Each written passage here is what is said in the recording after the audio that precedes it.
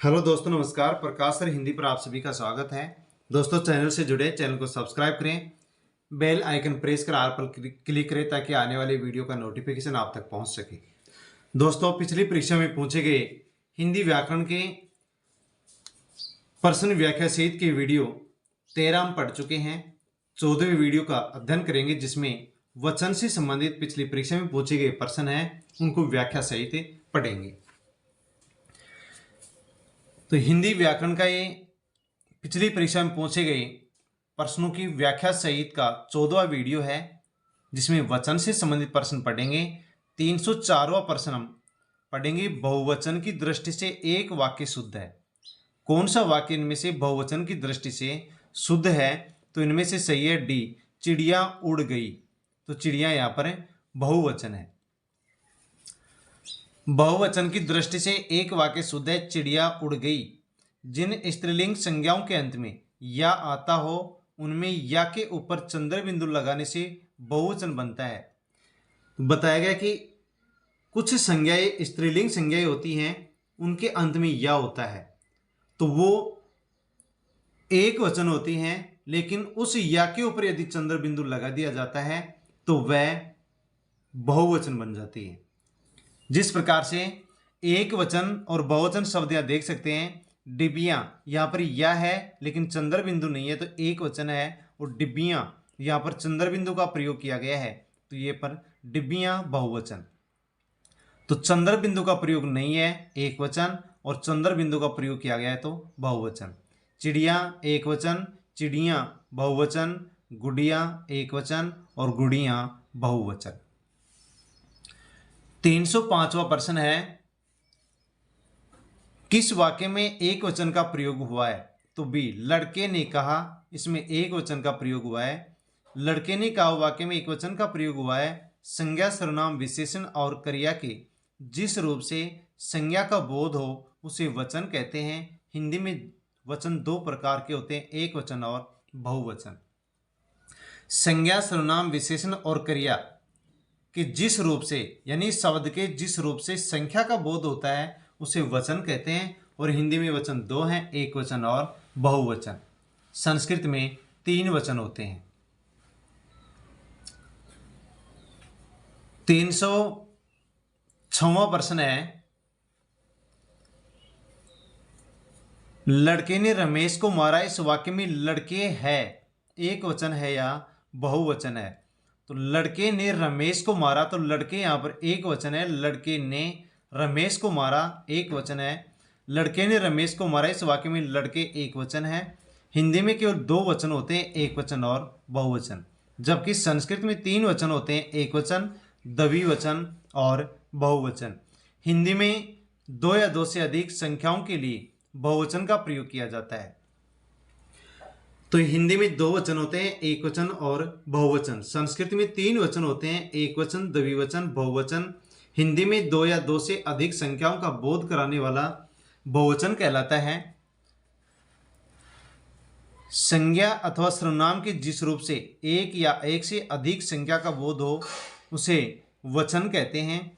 जाति के अर्थ में एक वचन का प्रयोग किया जाता है। किसी भी शब्द के रूप से जब हमें ये बोध होता है कि एक है या एक से अधिक है तो उसे ही वचन कहते हैं।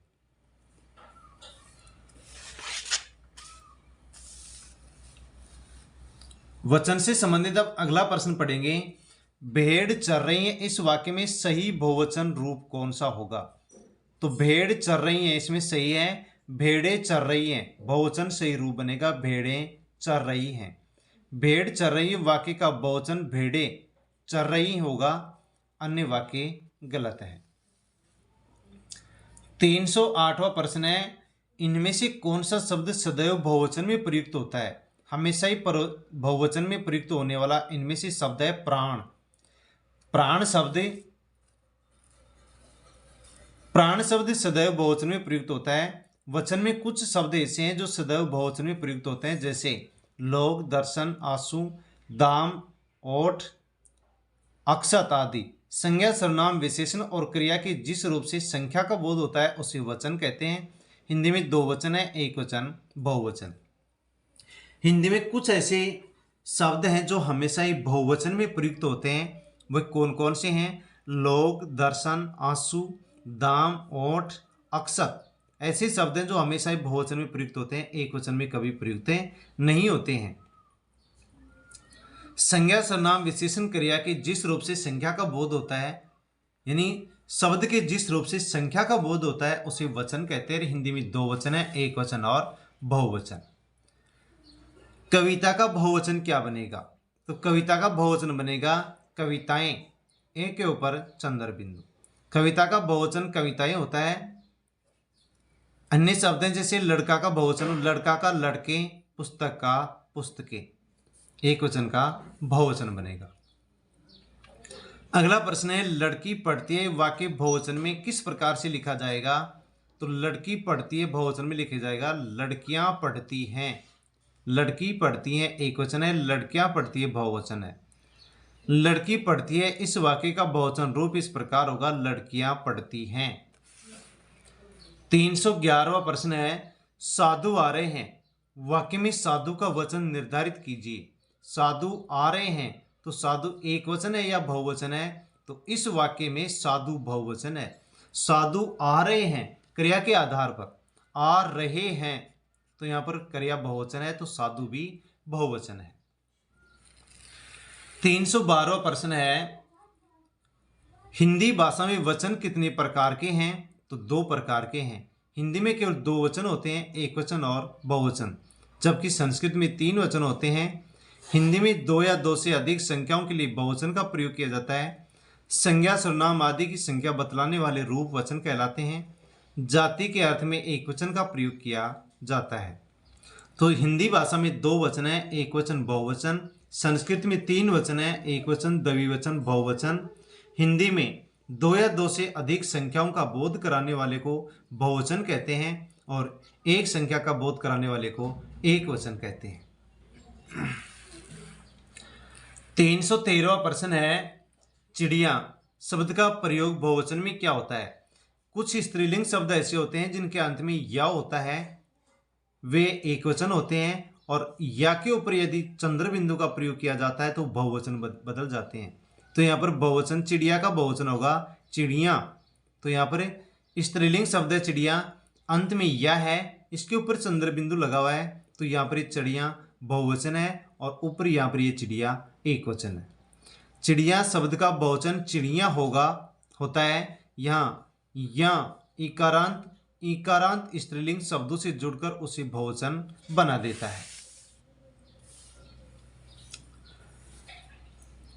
314वां प्रश्न है निम्नलिखित वाक्यों में से किसमें बहुवचन का प्रयोग हुआ है? बहुवचन का प्रयोग किस वाक्य में हुआ है? तो सी लड़के लड़के से कहते हैं।